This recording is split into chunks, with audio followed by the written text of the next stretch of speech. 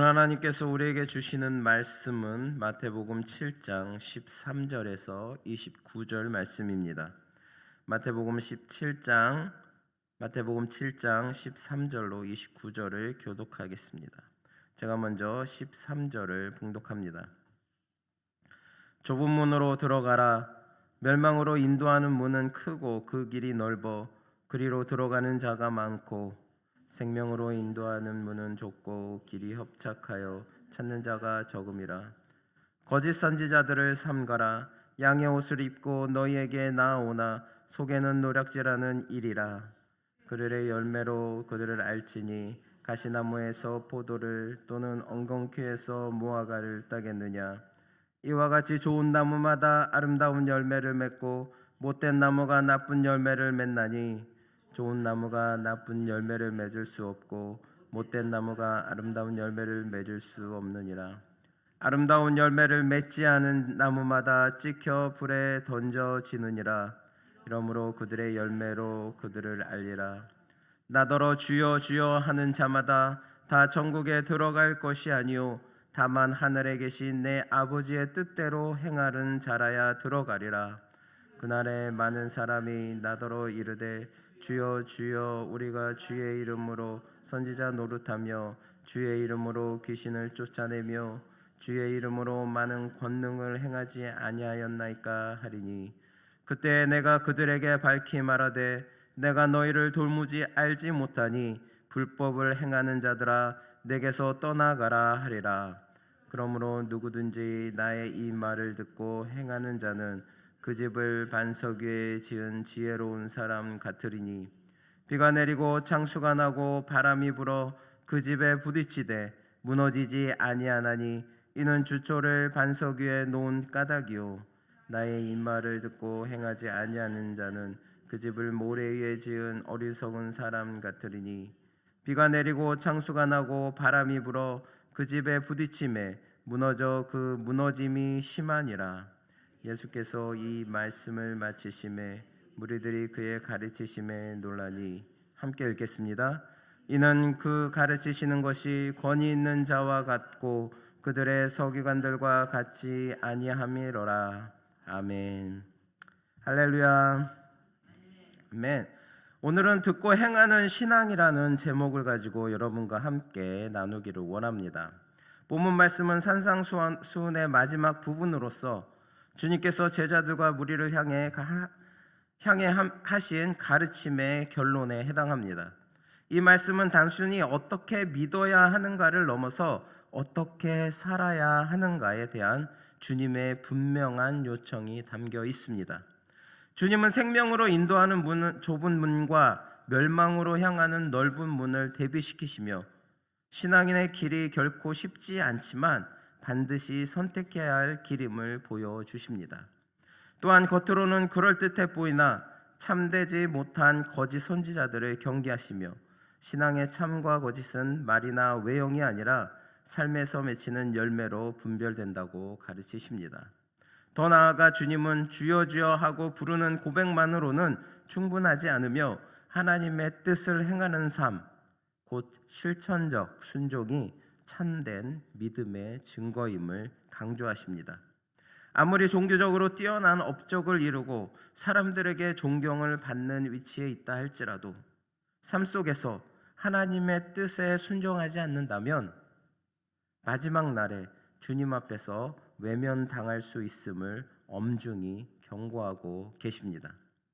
이는 형식적인 신앙과 외식에 빠지기 쉬운 우리 모두에게 주어지는 매우 진지한 도전입니다. 오늘 본문을 통해 주님께서 우리에게 요구하시는 참된 믿음의 모습이 무엇인지, 그리고 우리가 어떤 삶으로 응답해야 하는지를 함께 살펴보고자 합니다. 본문 13절과 14절은 주님께서 성도들에게 분명한 신앙의 결단을 촉구하시는 말씀입니다.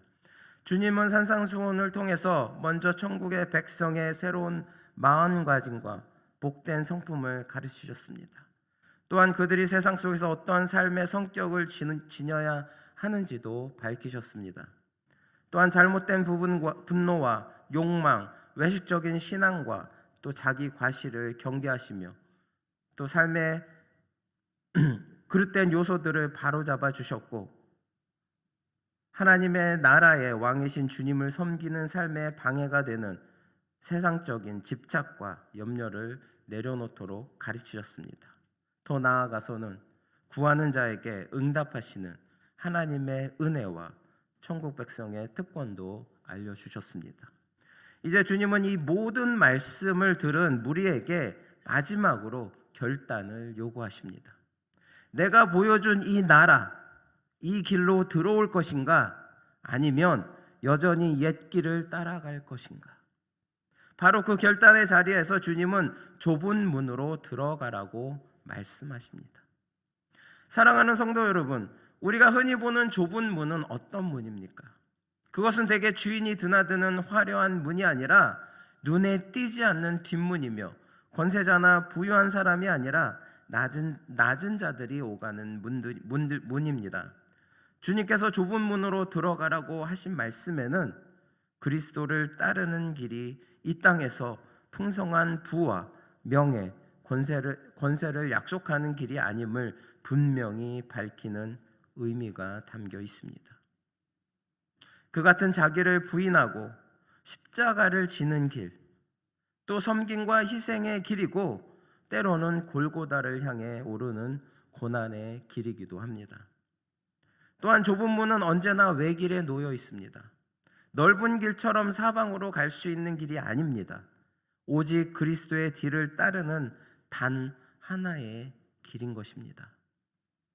이 길로 들어가기를 결단한 사람만이 그리스도의 나라에 속한 백성이 되고 천국 시민의 자격을 얻게 되는 것입니다. 그러므로 성도에게 가장 중요한 질문은 이것입니다. 나는 주님이 가신 그 길을 따르기로 결단했는가? 나는 주님이 가신 그 길을 온전히 따르기로 결단했는가입니다. 그러나 주님께서 우리를 좁은 문으로 부르시는 이유는 우리에게 고단한 삶만을 주시기 위함이 아닙니다. 그 문을 넘어서면 우리가 상상하지 못한 하나님의 크고 선한 은혜가 기다리고 있기 때문입니다. 마태복음 7장 11절에 하늘에 계신 너의 아버지께서 구하는 자에게 좋은 것으로 주시지 않겠느냐 라고 말씀하신 것은 바로 주님의 초청인 것입니다. 우리가 주님의 희생과 섬김, 순종의 길로 들어가기만 하면 그 문 뒤에는 은혜와 사랑, 또 생명의 나라가 펼쳐져 있습니다. 그래서 주님은 자신을 양의 문이라고 하셨습니다. 그리고 그 문으로 들어가는 자는 구원을 얻고 또 들어가며 나오며 꼴을 얻을 것이며 또 하나님께서 주시는 축복을 얻을 것이라고 말씀하셨습니다. 오직 예수 그리스도만이 하나님께 나아가는 유일한 길이요 진리요 생명인 것입니다. 사랑하는 성도 여러분, 우리는 이미 결단하여서 이 좁은 문으로 들어온 자들입니다. 세상의 길에서 돌이켜 그리스도 안으로 들어온 사람들입니다. 그러므로 우리 앞에는 언제나 하나님의 풍성한 은혜와 영생의 복락이 준비되어 있음을 믿으시기 바랍니다. 주님과 함께 좁은 문으로 들어간 자에게는 결코 좁지 않은 하나님의 나라가 기다리고 있음을 깨달으시기 바랍니다. 오늘 본문 말씀 16절에서 20절에서 16절부터 20절에서 주님은 거짓 선지자들을 분별하는 분명한 기준을 가르쳐 주시고 계십니다. 그 기준은 매우 단순하면서도 지혜롭습니다. 그의 열매로 그들을 알리라. 사람을 판단하는 잣대를 외모나 말솜씨, 일시적인 열심에 두지 말고 그의 삶 속에서 지속적으로 맺히는 열매를 보라고 말씀하고 계십니다. 사실 사람은 누구나 잠시 동안 선한 모습, 마치 천사 같은 모습으로 살 수가 있습니다. 아무리 악한 사람이라도 며칠, 몇 주 정도는 자신을 감추며 살아갈 수가 있습니다. 그러나 시간이 흐르면 그 사람의 본래 모습은 반드시 드러나게 되어 있습니다. 성경 속의 압살롬을 보십시오. 그는 백성들의 마음을 얻기 위해 겸손하고 정의로운 왕자처럼 행동했지만 결국 아버지 다윗을 향해 반역을 일으키며 그 속에 숨겨진 야망의 불의를 드러냈습니다. 열매는 시간을 지나면 반드시 그 나무의 정체를 증언합니다. 그럼에도 불구하고 많은 성도들이 사람의 겉모습과 말, 또 배경과 환경만 보고 쉽게 마음을 열고 관계를 맺습니다. 그러나 주님은 그런 판단이 얼마나 위험한지를 오늘 경고하고 계십니다. 사도 바울 역시 교회 안에 있다 할지라도 그 삶의 열매가 육체의 정욕으로 맺어지는 자들과는 사귀지 말고 교회를 보호하기 위해 단호한 징계가 필요하다고 가르쳤습니다. 또한 직분자 역시 갑작스레 세우지 말고 시간이 흐르며 신앙과 삶의 열매를 충분히 살핀 후에 세워야 한다고 권면했습니다. 세상은 사람을 평가할 때 그 잎사귀와 꽃을 봅니다. 그 외모, 학벌, 또 경력, 그 사람의 사회적 지위가 그 기준입니다. 그러나 성도는 다릅니다. 우리는 열매를 봅니다. 겉사람이 아니라 속사람에서 맺히는 그 신앙의 열매, 또 인격의 열매, 순종과 사랑의 열매를 살펴야 하는 것입니다. 주님의 말씀처럼 이러므로 그들의 열매로 그들을 알리라. 이 말씀의 원리를 우리 마음에 새겨야 할 것입니다. 이 기준을 놓치면 거짓된 자들의 미혹에 빠질 수 있고 그 결과 지금까지 주님을 믿고 헌신하며 충성해온 신앙의 여정이 큰 상처를 입을 수도 있습니다. 그러므로 성도들이 이 땅에서 가장 경계해야 할 대상 중 하나는 겉으로 경건해 보이는 그런 거짓된 종교인들입니다. 그 마음에는 예수님이 없으면서 겉으로는 경건해 보이는 사람들, 그런 종교인들. 지금 세상에 너무 많은 사람들이 진실된 하나님의 자녀들을 꼬드기고 있습니다. 우리는 항상 깨어 있어야 할 것입니다. 주님의 지혜로운 가르침을 따라 언제나 열매를 살피며 진리 안에 굳게 서는 성도들이 되시기를 바랍니다. 본문 21절과 23절에서 주님은 신앙의 본질을 분명하고도 엄중하게 선포하고 계십니다. 21절에 주님께서는 주여 주여 하는 자마다 다 천국에 들어가는 것이 아니라는 두렵고도 분명한 말씀을 통해 우리 신앙의 민낯을 직시하게 하십니다. 기독교 신앙은 결코 지식의 축적이나 입술의 고백이라는 좁은 틀에 갇혀 있을 수 없습니다. 진정한 고백은 반드시 순종이라는 발걸음으로 이어지며 참된 믿음은 반드시 행함이라는 손길로 증명되기 때문입니다. 만약 우리의 신앙이 삶의 실천 없이 입술에만 머물러 있다면 그것은 인격적인 신학이 아니라 공허한 메아리이자 죽은 믿음에 불과합니다. 특히 22절이 경고하는 심판의 날의 풍경은 우리에게 더욱 큰 충격을 줍니다. 본문 말씀 22절을 보겠습니다. 그날에 많은 사람이 나더러 이르되 주여 주여 우리가 주의 이름으로 선지자 노릇하며 주의 이름으로 귀신을 쫓아내며 주의 이름으로 많은 권능을 행하지 아니하였나이까 하리니. 주님 앞에 선 자들이 내세운 것은 놀랍게도 선지자 노릇과 귀신을 쫓아낸 권능 그리고 많은 사역의 업적들이었습니다. 그들은 교회 안에서 누구보다 열정적이었고 무사람의 존경을 한 몸에 받는 위치에 있었을지 모릅니다. 그러나 주님의 평가는 냉혹했습니다.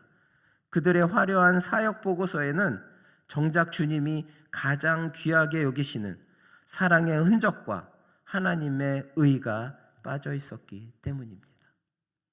그들은 주님의 이름을 빌려서 사역했지만 실상은 자기 자신의 명예와 유익을 구하는 불법을 행하고 있었던 것입니다.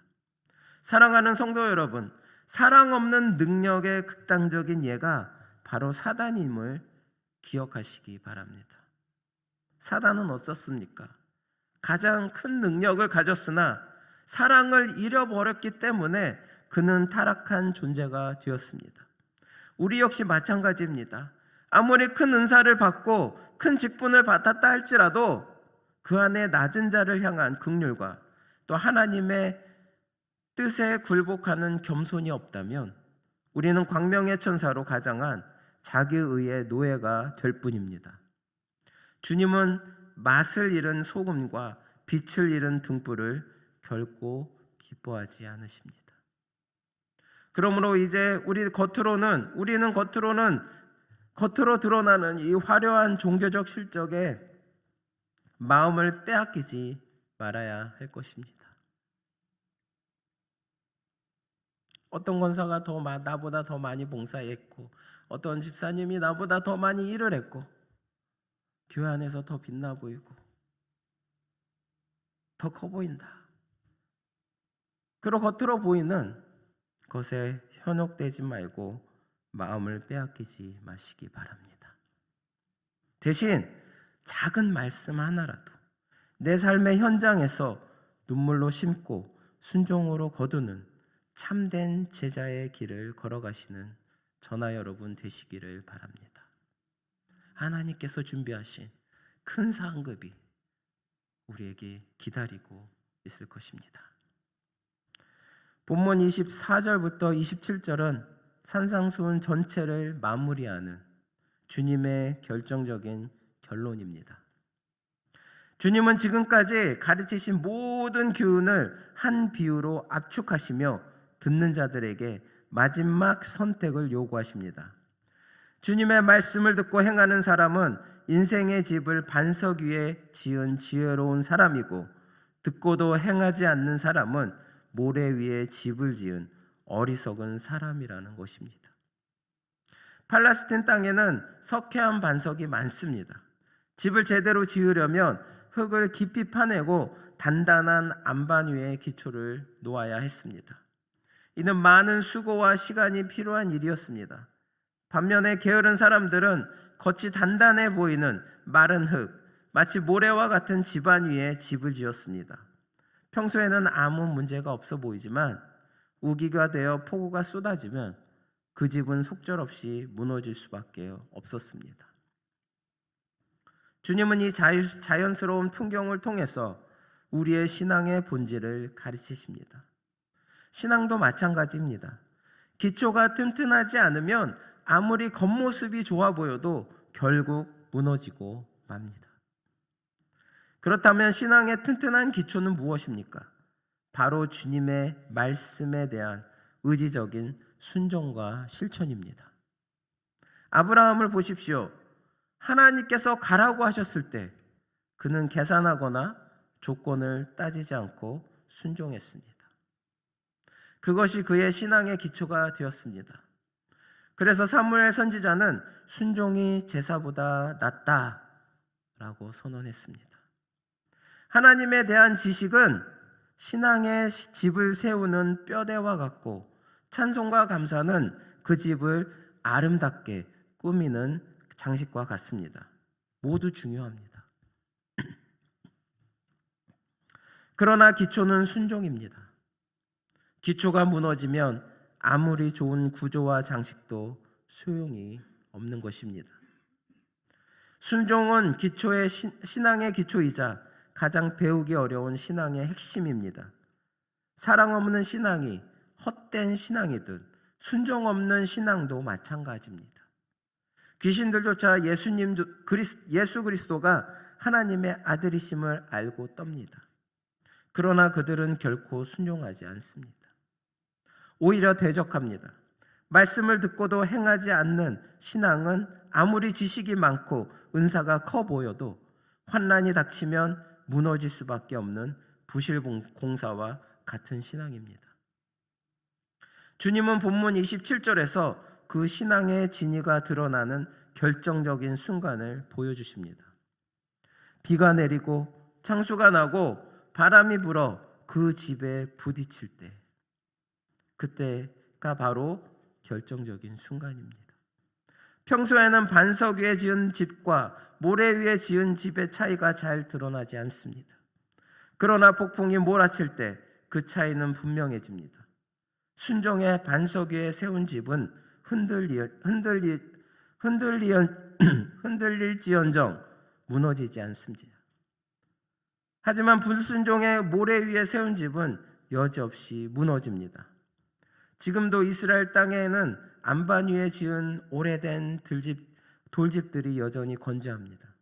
반면에 흙 위에 지은 집들은 흔적조차 남아있지 않습니다. 이처럼 어떤 사람이 참된 하나님의 자녀인지는 환난과 시련의 때에 드러나는 것입니다. 평소에는 오히려 거짓 신앙인이 더 열심인 것처럼 보일 수 있습니다. 찬송도 더 잘하고 주님의 이름도 더 자주 부릅니다. 그러나 시험과 손해 또 희생이 요구되는 순간이 오면 본색이 드러나는 것입니다. 원망하고 책임을 전가하고 결국 교회를 떠나며 하나님을 원망하는 모습이 나타납니다. 반면에 참된 성도는 시련의 때에 오히려 그 믿음의 진가가 드러납니다. 비에 씻긴 돌집이 더 또렷해지듯 환난 속에서 그 믿음과 인내 또 사랑과 겸손이 더욱 빛납니다. 더 주님을 의지하고 자신을 돌아보며 또 신앙이 한 단계 성장합니다. 이것이 바로 반석 위에 집을 지은 성도의 표지입니다. 사랑하는 성도 여러분, 우리의 삶이 흔들리지 않기를 원하십니까? 거창한 일을 하지 못해도 괜찮습니다. 적은 말씀이라도 순종하고 작은 사랑의 실천이라도 행하시기 바랍니다. 그것이 인생의 집을 반석 위에 세우는 가장 확실한 길이며 하나님 앞에서 가장 귀한 신앙의 공사임을 기억하시기 바랍니다. 하나님은 하나님 앞에 나와서 어떤 큰 일을 크고 많게 하느냐를 중요하게 여기는 것이 아니라 하나님 말씀에 조금이라도 진실된 마음으로 순종하는가를 보십니다. 그런 하나님의 말씀에 기초된 저나 여러분의 신앙생활이 되시기 바랍니다. 오늘 우리가 살펴본 마태복음 7장 13절부터 27절까지의 말씀은 산상수훈 전체의 마지막 결론입니다. 그 핵심은 단 하나입니다. 듣고 행하라. 듣고 행하라. 말씀을 듣는 것으로 끝나지 말고 삶으로 순종하라는 주님의 최종적인 요청입니다. 오늘 말씀을 듣고 진짜 내 마음 가운데 느끼는 바가 있다면 그 말씀을 행하시기 바랍니다. 그냥 한 귀로 듣고 한 귀로 흘려버리는 것이 아니라 그 말씀이 나의 삶이 되시기를 바랍니다. 그것이 바로 주님께서 원하시는 든든한 기초 위에 세운 여러분의 삶의 모습인 것입니다. 성도 여러분, 듣고 행하는 사람이 주님의 참된 제자입니다. 혹 우리는 듣기는 많이 듣되 행함이 따라오지 않아 우리 귀만 커지고 손과 발은 점점 짧아진 그런 기형적인 신앙인이 되어 있지는 않습니까? 말씀은 쌓였으나 삶은 변하지 않고 고백은 많으나 순종은 부족한 모습으로 머물러 있지는 않은지 우리 스스로 돌아보아야 할 때입니다. 주님은 오늘도, 주님은 지금 이 순간에도 우리에게 묻고 계십니다. 너는 내 말을 듣고 있느냐? 너는 내 말을 듣고 있느냐? 여러분은 주님의 말씀을 지금 이 시간 듣고 계십니까? 듣고 계십니까? 그럼 동시에 이렇게 주님께서는 요구하고 계십니다. 이제는 행하라. 이제는 가만히 앉아있지 말고 일어나 걸어라. 일어나 행하라. 말씀하시고 계십니다. 사랑하는 성도 여러분, 우리 모두 듣는 신앙을 넘어서 행하는 신앙, 고백하는 신앙을 넘어서 순종하는 신앙, 겉모습이 아니라 우리 삶으로 증명되는 신앙으로 나아가시기 바랍니다. 그럴 때 하나님께서 인정하시는 성도, 또 주님이 기뻐하시는 제자, 흔들리지 않는 반석 위에 인생을 세운 균형 잡힌 신앙인이 될 것입니다. 오늘도 좁은 길을 택하고 말씀 앞에 순종으로 응답하는 복된 성도들이 되시기를 바랍니다. 기도하시겠습니다. 사랑과 은혜가 풍성하신 하나님 아버지, 오늘 우리에게 주님의 말씀을 들려주심을 감사드립니다.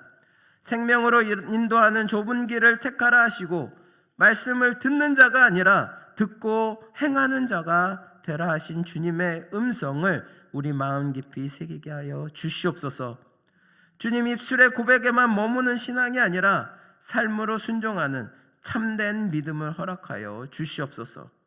환난과 시험의 때에 흔들리지 않고 주의 말씀 위에 굳게 선 반석 같은 신앙으로 살게 하여 주시옵소서. 우리의 삶이 주님께서 기뻐하시는 열매로 드러나게 하시기를 원하며 예수 그리스도의 이름으로 기도드립니다. 아멘.